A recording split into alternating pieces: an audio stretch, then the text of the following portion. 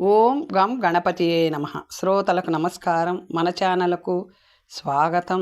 శ్రీ భవిష్య మహాపురాణం 27వ భాగం విక్రమాదిత్య చరిత్ర ఉపక్రమం. శౌనకాచార్య చిత్రకూట పర్వత సమీపంలోని రాజ్యాన్ని పరిహార నామకుడైన రాజొకడు పరిపాలిస్తూ ఉండేవాడు. ఇది నేటి బుందేల్ఖండ్ అంటే బఘేల్ఖండ్ ప్రాంతం కావచ్చు. అతడు రమణీయమైన కళంచర నగరంలో ఉంటూ స్వీయ పరాక్రమంతో బౌద్ధులను తరిమికొట్టి మంచి ప్రతిష్టను సంపాదించాడు. రాజపుతాన అంటే నేటి ఢిల్లీ సమీప క్షేత్రంలో చౌహాని అంటే చౌహాన్ అను పేరు గల రాజు ఉండేవాడు. అతడు అతి సుందరమైన అజమేర నగరంలో ఉంటూ వైదిక ధర్మం ప్రకారం 4 వర్ణాల వారిని పరిపాలిస్తూ సుఖంగా రాజ్యం చేశాడు. అనర్త అంటే గుజరాత్ దేశంలో శుక్లనామకుడగు రాజు ద్వారకను రాజధానిగా చేసుకొని రాజ్యపాలన చేశాడు. ఇంతవరకు చెప్పి ఆగిన పరమ పౌరాణికుని అగ్నివంశ రాజుల గురించి అడిగాడు. మహాపండితుడు ఋగ్వేద అనుక్రమణి అరణ్యక రుక్పాతి శాక్యాది అత్యుత్తమ రచనలు గ్రంథకర్త గృహస్థమధుడను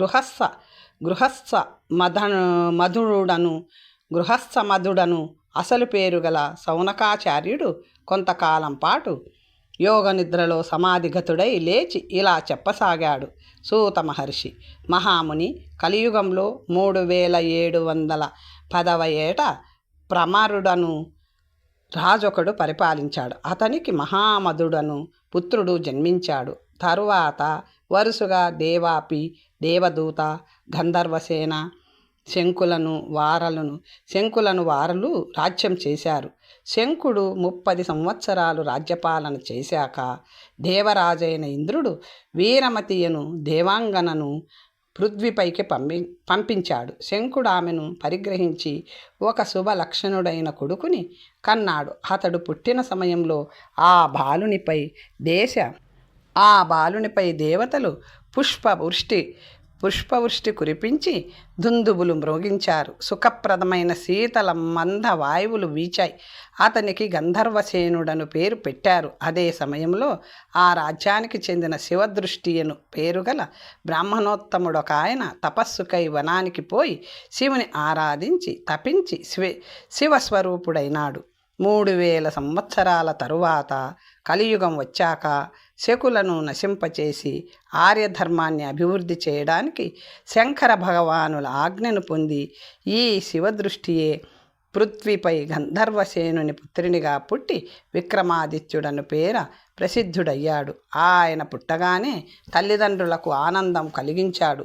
బాల్యం నుండే మహాబుద్ధి కుశలునిగా పేరుగాంచాడు. బుద్ధి విశారదుడైన విక్రమాదిత్యుడు తన 5వ ఏటనే తపస్సు చేసుకోవడానికి వనాలలోకి వెడలిపోయాడు. 12 సంవత్సరాల పాటు తపస్సు చేసి ఐశ్వర్య సంపన్నుడైనాడు. భగవంతుడైన పరమేశ్వరుని సూచన మేరకు అంబావతియను దివ్య నగరంలో శివుని ద్వారా రక్షింపబడుతున్న దివ్య సింహాసనాన్ని భూమిలో నుండి వెలుపలికి తీసి దానిని అధిష్ఠించాడు. ఆ బ్రహ్మాండమైన సింహాసనానికి 32 మెట్లు, మెట్టుకొకటిగా 32 సంపూర్ణ శిల్పామూర్తులు ఉన్నాయి. అవన్నీ సింహాసనంతో సహా స్వయం ప్రకాశమున్నవి. పార్వతీదేవి సింహాసనస్థుని రక్షించడానికి ఒక వైతాళుని పంపించింది. అతడు వాటిని సదా భద్రంగా చూసుకుంటాడు.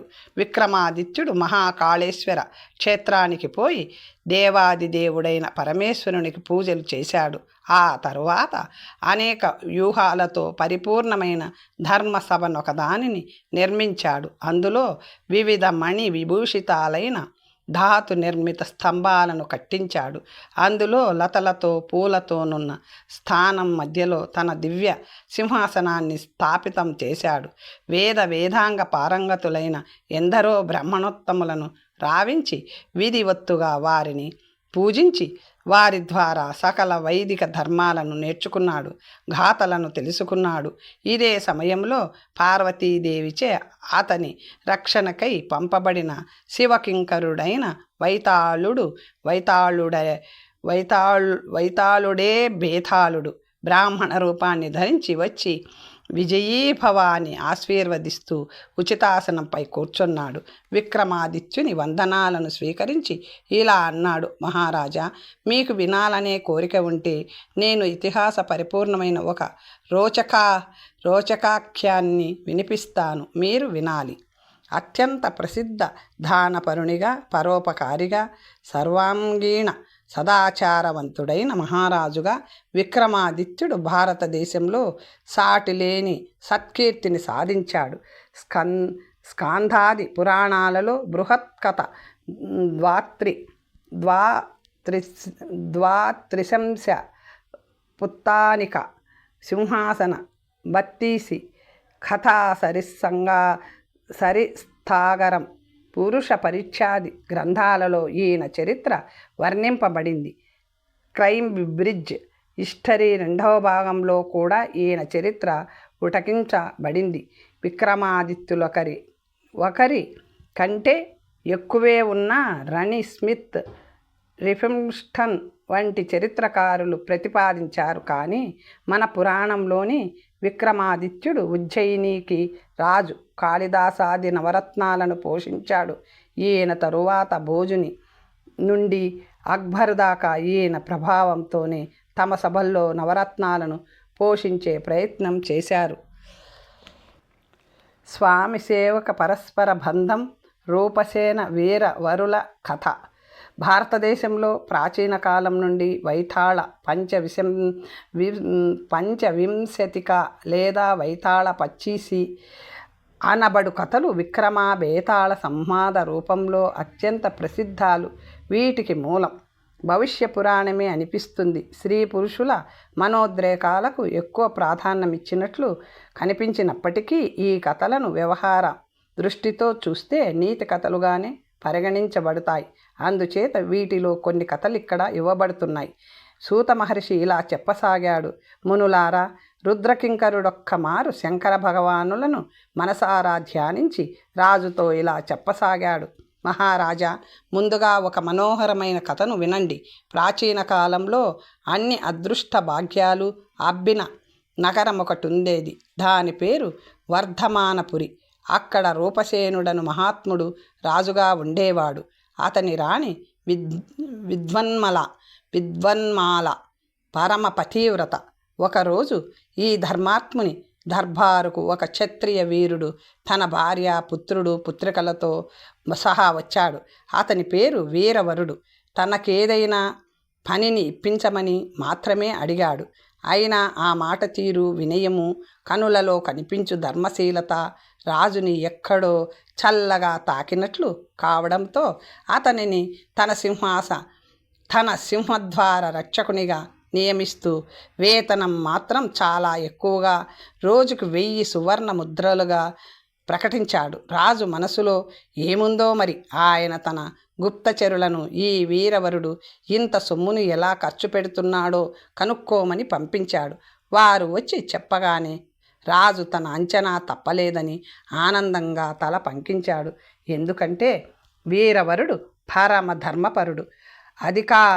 అధికాంశ ద్రవ్యాన్ని యజ్ఞ తీర్థ పోషణకు, శివ విష్ణు మందిరాలలో ఆరాధనాది కార్యాలకు, సాధు బ్రాహ్మణ అనాథుల ఆశ్రమాలలో అన్నదానాలకు వెచ్చిస్తూ తాను చాలా సాదాగా బ్రతుకుతున్నాడు. రూపసేనుడు వీరవరుని శాశ్వత ప్రాతిపదికపై అదే ఉద్యోగంలో నియుక్తం చేశాడు. ఒకనాటి అర్ధరాత్రి భయంకరమైన వాన పడింది. మేఘ గర్జనలు గుండెలో గుబుళ్ళు పుట్టించసాగాయి. మెరుపు మెరిసినప్పుడల్లా కనులు కొంతసేపు పనిచేయడం మానివేయసాగాయి. ఆ సమయంలో శ్మశానం నుండి ఏదో ధ్వని వినిపించింది. అదొక రోదన ధ్వని. ఎవరో శ్రీహృదయ విదారకంగా ఏడుస్తున్నట్లు రాజుకు వినిపించింది. ఆయన వెంటనే సింహద్వారానికి వచ్చి అక్కడ అప్రమత్తంగా పనిచేస్తున్న వీరవరుని పిలిచి ఆ రోదన ఎవరిదో ఎందుకో కనుక్కొని రమ్మన్నాడు. కత్తిని చేతబట్టి పరుగున బయలుదేరిన వీరవరుని వెనకే అతనికి కనబడకుండా మహారాజు కూడా బయలుదేరాడు. మరుభూమిలో వీరవరునికి ఏడుస్తున్న ఒక స్త్రీ కనిపించింది. అతడు వెళ్ళి ఆమెను మృదువైన పలుకులతో ఓదార్చి ఏడుపును ఆపించి ఇలా అడిగాడు, ఎవరమ్మా నువ్వు? ఎందుకు ఏడుస్తున్నావు? నేను రాజ్యలక్ష్మిని నాయన, అంటే ఈ రాజ్య సంపదని, సుఖాన్ని, సంతోషాన్ని. నమస్కారం తల్లి, నీకింత దుఃఖం ఎందుకు కలిగింది అని అడిగాడు వీరవరుడు. ఈ నెలాఖరులో రూపసేన మహారాజును మృత్యువు కబలించబోతుంది. నేను అనాథనైపోతానని రోధిస్తున్నాను అన్నది. శివ శివ, ఇది మనందరికీ హృదయ శల్యమే అమ్మా. భూత భవిష్యత్ వర్తమానాలు తెలిసిన దానివి. ఈ దారుణాన్ని ఎలా ఆపాలో కూడా నీకు తెలిసే ఉండాలి. దయచేసి చెప్పు, నా రాజును ఎలా కాపాడుకోగలనో సెలవియ్యి అన్నాడు. అప్పుడు తెలుసు వీరవర, రాజుగారిని కాపాడడమే కాదు, ఆయనను దీర్ఘాయువును గావించే ఉపాయం ఒకటుంది. నీ కొడుకుని చండికాదేవికి బలిస్తే రాజుగారు దీర్ఘాయువు కాగలరు. ఏమాత్రము తటాపటాయించకుండా అలాగే తల్లి అని బయలుదేరాడు వీరవరుడు. ఆమె ఆనందంగా అంతర్ధానం చెందింది. వీరవరుడు ఇంటికేగి వివరాలన్నీ చెప్పగా కొడుకు తనంతకు తానే బయలుదేరాడు. వీరవరుడు, అతడి పుత్రుడు, ఇతర కుటుంబ సభ్యులైన తల్లి కూతుళ్ళు చండికాలయానికి వెళ్ళగా వారికి కనబడకుండా రాజు కూడా వారిని వెంబడించాడు. వీరవరుడు దేవిని స్తుతించి, నా రాజు ప్రాణాలను రక్షించు మాత అంటూ కొడుకు తలను తెగగొట్టాడు. నిర్జీవమై నేలపై పొరులుతున్న అన్న శిరస్సును చూసి తట్టుకోలేక వీరవరుని కూతురు గుండె ఆగి చనిపోయింది. ఈ దృశ్యాన్ని చూసి ప్రాణాలు నిలుపుకోలేక వారి తల్లి మరణించింది. వీరవరుడు నిశ్చలంగా కొంతసేపు నిలబడిపోయి తేరుకొని వారికి దహన సంస్కారాలు చేసి తాను కూడా తన చివరి కోరికగా రాజుగారి దీర్ఘాయువును కాంక్షిస్తూ దేవికి తన శిరస్సును ఖండించి ఇచ్చి మరణించాడు. ఇదంతా చాటుగా ఉండి చూసిన మహారాజు గబగబా దేవాలయంలోకి వచ్చి చండికామాతను స్తుతించి, ఇంతటి పాత్రుని నా ప్రాణం కోసం బలి ఇచ్చిన నేను సుఖంగా బ్రతకగలగడం అసంభవం. ఇందరి ప్రాణాలు తీసి నేనెందుకు బతకాలి అంటూ వర నుండి కత్తిని తీసి తన తలను తానే ఖండించుకోబోతుంటే చండీమాత ప్రత్యక్షమై అతని చేతిని పట్టుకొని ఆపి, రాజా, నీ కరుణతో, ప్రేమతో, త్యాగంతో నన్ను ప్రసన్నం చేసుకున్నావు. నీకు దీర్ఘాయువు ఇంత క్రితమే ప్రసాదింపబడింది. ఇప్పుడు నీకేం కావాలో కోరుకో అని కటాక్షించింది. అమ్మ, కుటుంబ సమేతంగా వీరవరుని బ్రతికించి అతనికి ఇందులో నా ప్రమేయం తెలియకుండా చెయ్యి అన్నాడు. తదాస్తు అంటూ దేవి మాయమయ్యింది. రాజు గబగబా బయటికి వెళ్ళిపోయాడు. లేచి నిలబడి ఆశ్చర్యంగా ఒకరినొకరు చూసుకుంటూ నిలబడిపోయారు.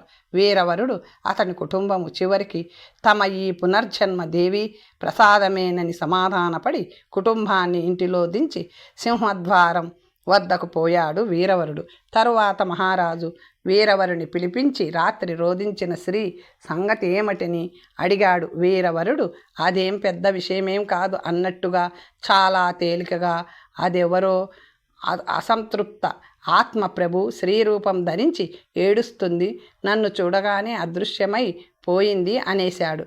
పురాణంలో ఇక్కడ చుడైల్ అనే మాట వాడబడింది.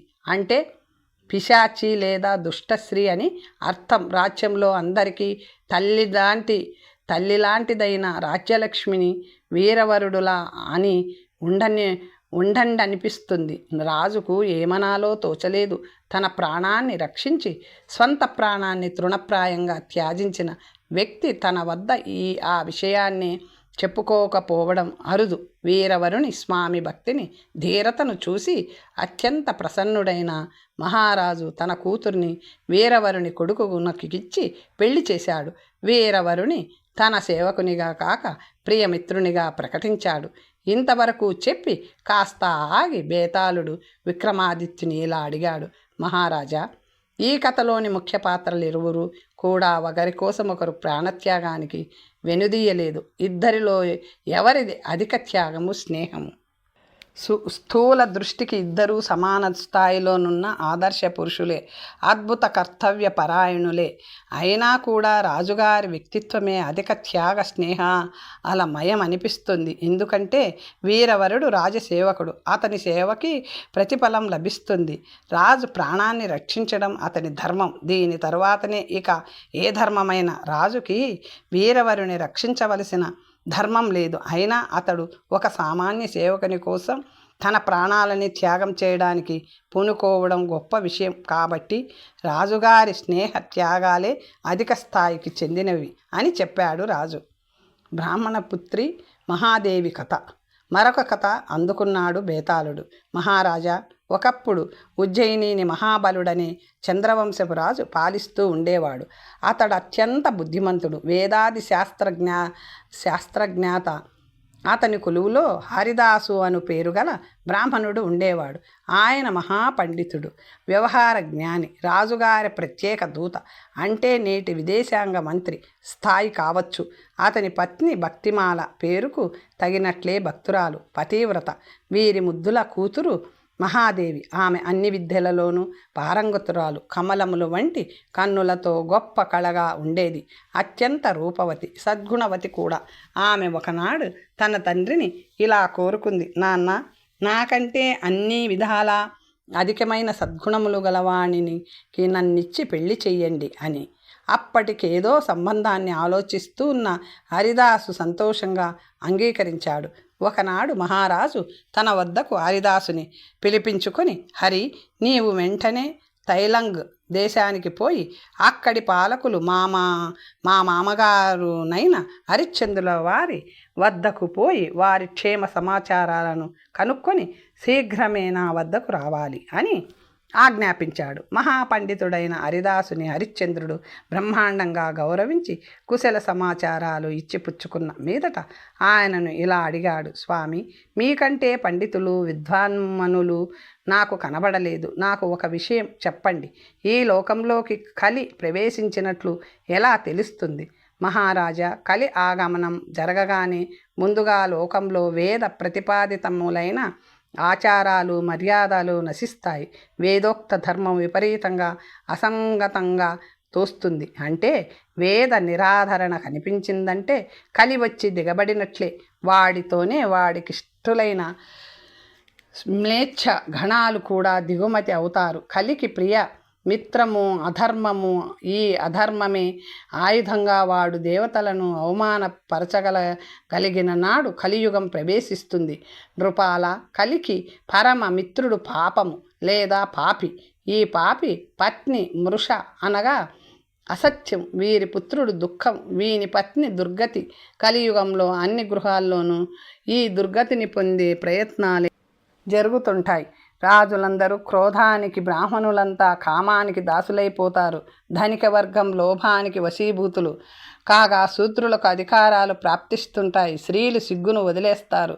సేవకులు యజమాని ప్రాణాలు తీస్తారు. నేల తల్లి సత్వ శూన్యమై నిష్ఫలమైపోతుంది. ఇట్టి విపత్కర పరిస్థితుల్లో నిత్యము శ్రీహరిని స్మరించేవారు మాత్రమే ఆనందంగా జీవించగలరు. శ్రీహరిని శరణు కోరిన వారిని కలి ఏమీ చేయలేదు. ఇది విన్న హరిశ్చంద్రుడు సందేహం తీరినందులకు సంతోషించి హరిదాసును దక్షిణలతో సన్మానించి పంపించాడు. అతడు వచ్చి తన రాజైన మహాబలునికి అక్కడి వివరాలన్నీ వివరించి తన ఇంటికి చేరుకున్నాడు.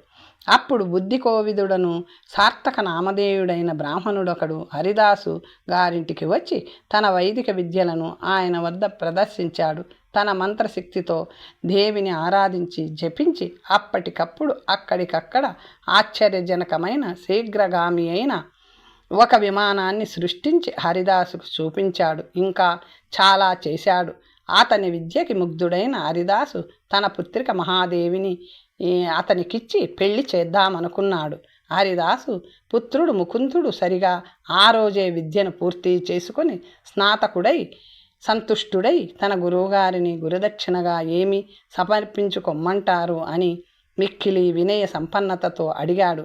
గురువుగారు వీరి కుటుంబాన్ని క్షుణ్ణంగా పరిశీలించినవాడు కావడం వల్ల, నాయనా ముకుంద, నా పుత్రుడు ధీమంతుడు, దైవజ్ఞుడు, ఎంత గుణాధికుడో నీకు తెలుసు కదా.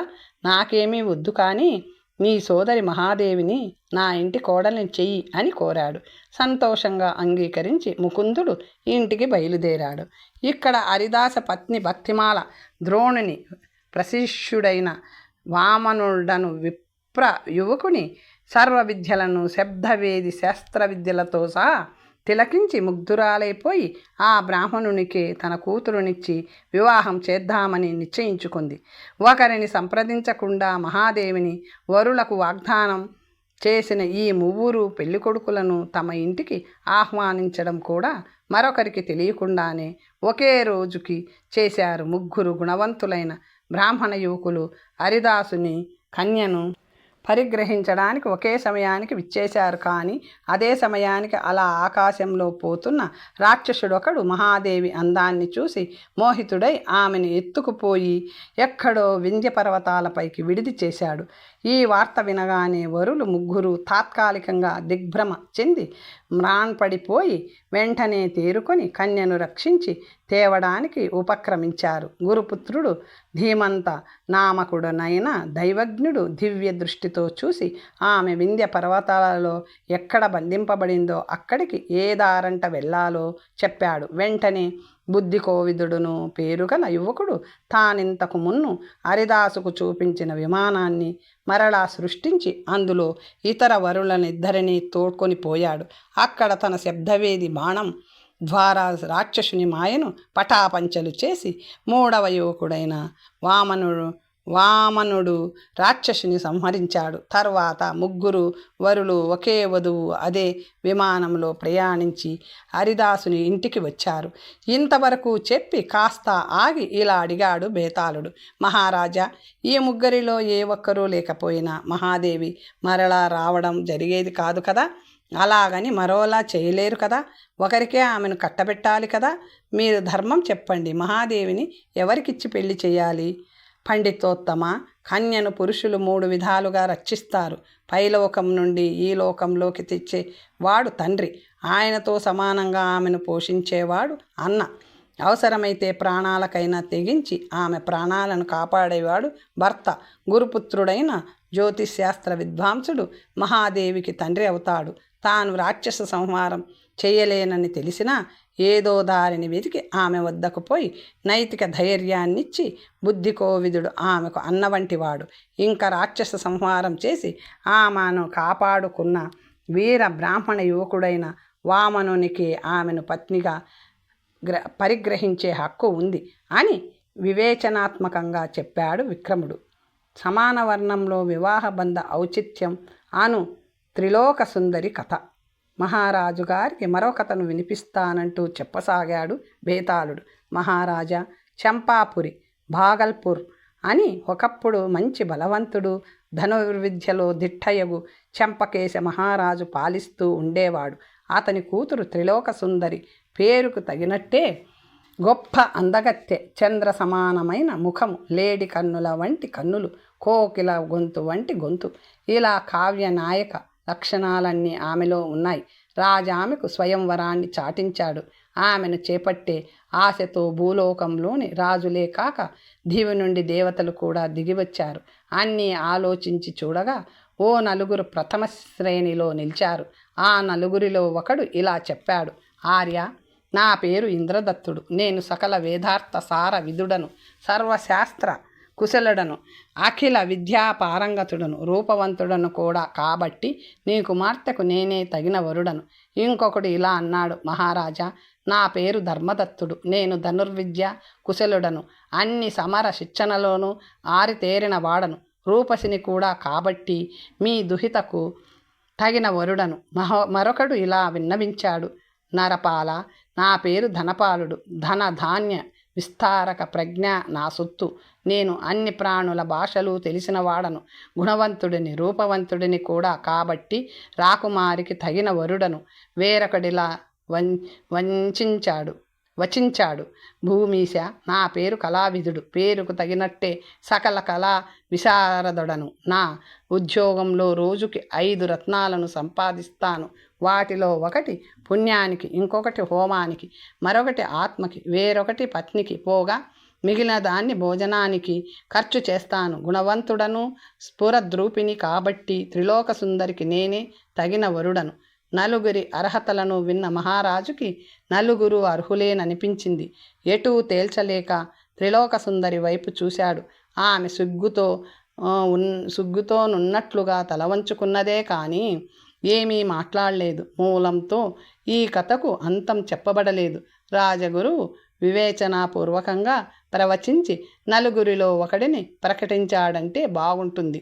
ఇంతవరకు చెప్పిన బేతాళుడు విక్రముని మీరైతే ఏం చేస్తారు, ఎందుచేత అని ప్రశ్నించాడు. విషయాన్ని వివరణాత్మకంగా వివేచించి చెప్పడంలో విశారదుడైన విక్రమాదిత్య మహారాజు ఇలా పలికాడు. రుద్రకింకర, ఇంద్రదత్తుడు వేదశాస్త్రాలలో నిష్ఠాతుడు కాబట్టి బ్రాహ్మణుడై ఉంటాడు. భాషలు తెలిసినవాడు, ధనధాన్యాలను విస్తరింపజేయగలవాడు కాబట్టి ధనపాలుని వైశ్యవర్ణుడు అనుకోవలసి ఉంది. కళావేదుడై రత్నాల ప్రసంగం చేసినవాడు శూద్రవర్ణుడు. ధనుర్వేదంలోనూ ఇతర సమర శాస్త్ర అస్త్ర విద్యలలోనూ అసమాన సూర్యుడైన ధర్మదత్తుడు క్షత్రియవర్ణుడు. క్షత్రియ పుత్రిక అయిన త్రిలోక సుందరిని క్షత్రియ వర్ణ అవలంబకుడైన ధర్మదత్తునికే ఇచ్చి పెళ్లి చేయాలి. ఎందుకంటే ఏ యుగాననైనా ఏ జగాననైనా వివాహ బంధం విషయంలో కట్టుబాటును ఎట్టి పరిస్థితులలోనూ దాటిపోరాదు. విషయలోలుడైన రాజే రాజ్యానికి శత్రువు అను ధర్మవల్లభ సత్యప్రకాశుల కథ. మహారాజా, ప్రాచీన కాలంలో పూన నగర రాజధానికి ధర్మవల్లభుడను రాజు రాజ్యాన్ని పరిపాలిస్తూ ఉండేవాడు. అతని మంత్రి సత్యప్రకాశుడు. ఒకరోజు రాజు తన మంత్రిని ఇలా అడిగాడు. మిత్రవర, ఆనందంలో ఎన్ని భేదాలుంటాయి నాకు చెప్పు. మంత్రి ఇలా చెప్పుకొచ్చాడు. మహారాజా, ఆనందం 4 ప్రకారాలు ఉంటుంది. బ్రహ్మచర్యాశ్రమం నుండి వచ్చేదే బ్రహ్మానందం. ఇది శ్రేష్టమైనది. గృహస్థాశ్రమం ద్వారా పొందబడేది విషయానందం. ఇది మధ్యమం. వానప్రస్థాశ్రమం ద్వారా వచ్చు ధర్మానందం సామాన్య స్థాయిదే. సన్యాసం ద్వారా వచ్చే శివానందం ఉత్తమోత్తమం. రాజా, గృహస్థాశ్రమంలో మనం అనుభవించవలసిన విషయానందం స్త్రీ ద్వారానే రావాలి. ఎందుకంటే గృహస్థాశ్రమంలో ఆడది లేక అనుభవం లేదు, సంసారమే లేదు. ఈ విషయాన్ని విన్న రాజు అనుకూలురాలైన పత్ని కోసం దేశాటనం చేశాడు. విదేశాల్లోనూ తిరిగాడు. అయినా అతని మనసుకు నచ్చిన మగువ దొరకలేదు. అతడు వెనక్కి వచ్చేసి తనకు తగిన స్త్రీని వెతికే పనిని మంత్రికే ఒప్పచెప్పాడు. మంత్రి ఈ పని మీద అన్ని దేశాలలో అన్ని ప్రాంతాలను చుట్టబెట్టాడు. వాళ్ళంతా కళ్ళు చేసుకుని వెతికినా తన రాజుకి తగిన కన్య దొరకలేదు. చివరికి సింధు దేశాన్ని చేరి అక్కడ సముద్ర తీరానికి పోయి సముద్రుని ఇలా ప్రార్థించాడు. స్వామి, నీవు రత్నాకరుడవు, నీకు తెలియని రత్నం ఉండదు. నీవు సింధు దేశాది నేతవు. నీకు నా వినయపూర్వక నమస్కారములు. శరణాగత వత్సల, నేను నేడు నీ శరణు చొచ్చినాను. గంగాది నదీమ తల్లులకు స్వామివి, సకల జనాధీశుడవు. నీకు నమస్కారములు. నా యజమానికి ఒక మంచి శ్రీరత్నాన్ని ప్రసాదించి నన్ను కృతార్థుణ్ణి చెయ్యి. నీవు నాకు సాయం చేయకపోతే నేను నీలోనే ప్రవేశించి ప్రాణత్యాగం చేస్తాను అంటూ ముందుకి సాగుతున్న మంత్రి సత్యప్రకాశుని భక్తికి పట్టుదలకు ప్రసన్నుడై సముద్రుడు తన జలాల తలంపై విద్రుమ పత్రాలతో, ముత్యాల పిందెలతో, ఫలాలతో సమన్వితమైన ఒక వృక్షాన్ని లేపించి చూపించాడు. దానిపై ఒక అందాల సుందరి కూర్చొని ఉంది. కానీ ప్రకాశుడు కాస్త పరిశీలనగా చూసే లోపలే వృక్ష సహితంగా సముద్ర జలాల్లోకి దిగిపోయింది. ఆ దృశ్యాన్ని చూసి ఈ అనుభవానికి ఆశ్చర్యచకితుడనై సత్యప్రకాశుడు తన రాజు వద్దకు పోయి విషయాన్నంతటినీ వివరించి చెప్పాడు. చకితుడైన రాజు మంత్రిని తోడ్కొని వెంటనే సింధు దేశ సముద్ర తీరాన్ని చేరుకున్నాడు. మంత్రి చేతులు జోడించి సాగర స్తుతికి ఉపక్రమించగానే జలతలంపై ముత్యాల చెట్టు, దానిపై మనోహరమైన మోహనాంగి దర్శనమిచ్చారు. కానీ తీరంలోని వారిద్దరూ కాస్త తేరిపారే చూసేలోగానే దిగిపోయి అదృశ్యమైపోవడం జరిగింది. ఈ అద్భుత దృశ్యాన్ని చూసిన రాజు రాజ్య వ్యవహారాలను చూసుకోమని మంత్రిని ఆజ్ఞాపించి తాను సముద్ర గర్భంలో ప్రవేశించాడు. పాతాళంలో అదే చెట్టుపై అలాగే కూర్చుని దర్శనమిచ్చిన కన్యను చూసి ఆ రాజు వరానన నేను ప్రాణాలకు తెగించి ఈ రసాతలపుల లోతులోకి నిన్ను చేపట్టాలనే వచ్చాను. నన్ను గాంధర్వ వివాహం చేసుకో అని ప్రార్థించాడు. ఆమె చల్లగా మెల్లగా నవ్వి ఇలా అంది, నృపశ్రేష్ఠ, రాబోయే కృష్ణ చతుర్దశి నాడు నేను నీ కోసం దేవీ మందిరంలో వేచి ఉంటాను అన్నది. అప్పుడు రాజుగారు వెనుకకు మరలి వచ్చి కృష్ణ చతుర్దశి నాడు దేవి ఆలయానికి పోగా అక్కడ ఆమె అతని కంటే ముందే వచ్చి ఉంది. కానీ రాజు కంటే ముందే ఒక రాక్షసుడు దేవాలయంలోకి దూసుకువచ్చి ఆమెను సృజించపోయాడు. రాజు క్రుద్ధుడై తన కత్తిని దూసి వానితో పోరాడి వాని తలను నరికివేశాడు. ఆమెను అప్పుడు ఇలా అడిగాడు, భామిని, నీవెవరివి? వీడెవడు? ఇక్కడికి ఎలా వచ్చాడు? శాంతంగా నాకు వివరించు అన్నాడు. మహారాజా, నేనొక విద్యాధర కన్యను. నా పేరు మదావతి. నా తండ్రికి నేనంటే ప్రాణం. నేను లేకుంటే భోజనం కూడా చేసేవాడు కాడు. ఒకనాడు నేను వనాలలో తిరుగుతూ సర్వం మర్చిపోయి భోజనం వేళ దాటినా ఇంకా విహరిస్తూనే ఉన్నాను. నా తండ్రి దివ్య దృష్టితో చూసి తన ప్రేమను బెంగను ఏమాత్రం సరకు చేయకుండా సరైన కారణం లేకుండా వనాల్లో విహరిస్తూ ఇంటికి రావడంతో ఆలస్యం చేసి క్రమశిక్షణ లేకుండా ప్రవర్తించినందుకు కోపించి నన్ను రాక్షసుడెత్తుకుపోతాడని, అది ఈ కృష్ణ చతుర్దశి నాడే జరుగుతుందని శపించాడు. నేనిల్లు చేరి విషయం తెలుసుకుని ఆయన కాళ్లను కన్నీళ్లతో కడిగినంతగా రోధించగా జాలి తలచి శాప విమోచనాన్ని అనుగ్రహించాడు. అదేమనగా, నన్ను వరించడానికి ఎవరైనా మహారాజు ఆ రోజు వచ్చి రాక్షసుని సంహరిస్తే నీకు శాప విమోచనం అవుతుందని, నేను మరలా ఎప్పటిలాగే మా లోకంలో నివసించవచ్చని చెప్పాడు. కాబట్టి ఓ మహారాజా, మీ దయ వల్ల నేను మళ్ళీ బ్రతికాను. మీరు అనుమతిస్తే నా లోకానికి మా తండ్రి గారింటికి వెడలిపోతాను అందామె. మహారాజు సుతారాము అనుమతించలేదు. ముందు మనము మా రాజమందిరానికి వెళ్దాం, పెళ్లి చేసుకుందాం, అప్పుడు మీ నాన్నగారింటికి వెళ్ళి వద్దాం. నన్ను నా రాజ్యాన్ని నీ చిత్తం వచ్చినట్లు ఏలుకో అని అతడెంతగానో ప్రార్థించిన పిమ్మట ఆమె అంగీకరించింది. ఆనందంగా ఆమెను తోడ్కొని అంతఃపురానికి వచ్చి జరిగిన ప్రతి సంఘటనను సంభాషణను మంత్రికి చెప్పి మదవతిని వివాహం చేసుకున్నాడు మహారాజు. కానీ మంత్రి మాత్రం కొద్ది రోజులకే సమాధిలోకి పోయి ప్రాణత్యాగం చేశాడు. ఇంతవరకు చెప్పి ఆగిన బేతాళుడు ఇలా అడిగాడు, మహారాజా, అంత పరమమిత్రుడు రాజుగారి ఆనందాన్ని రాజ్యక్షేమాన్ని మిక్కుటంగా కోరుకునే మంత్రి ఎందుకు ప్రాణత్యాగం చేశాడు? దీనిలోని రహస్యమేమిటి అన్నాడు. ఏమీ లేదు బేతాళ, ఆ మంత్రి రాజుని రాజ్యాన్ని ప్రేమించాడు కనుకనే అలా చేశాడు. నిజానికి అతని నిష్కల్మష ప్రయత్నం వల్లనే ఆ రాజు ఓ ఇంటివాడైనాడు. శ్రేష్ఠురాలు విద్యాధరి అయిన మదవతి అతనికి లభించింది. కానీ తన ప్రియమిత్రుడు రాజ నీతిజ్ఞుడు పరాక్రమశాలి అయిన ఆ రాజు మదవతిని పొంది రాను రాను మరీ విలాసవంతుడై పోయి ఉంటాడు. మదవతి నామ కామ స్మరణే నిరంతరాయంగా చేస్తూ రాజ్యాన్ని ప్రజల్ని పూర్తిగా ఉపేక్షించేసి ఉంటాడు. ఈ రాజ్యం త్వరలోనే సర్వనాశనం కాబోతుందని మంత్రికి సుస్పష్టంగా బోధపడి ఉంటుంది. ఎందుకంటే రాజుగారు విషయలోలుడై ప్రజలకు అధికారులకు ఎప్పటికప్పుడు దర్శనాలను ఆజ్ఞలను ఇవ్వకపోతే వారు చెడిపోతారు. మంత్రి మాట వినరు. ఆ తరువాత రాజు మాటను కూడా వినరు. తన కళ్ళతో తాను ఆ అరాచకాన్ని స్వయంగా చూడడం ఇష్టం లేక మంత్రి ప్రాణ పరిత్యాగం చేశాడు అని వివరించి బదులిచ్చాడు విక్రమాదిత్యుడు అని చెప్పాడు సూత మహర్షి. తరువాత కథ వచ్చే భాగంలో తెలుసుకుందాం. నమస్తే.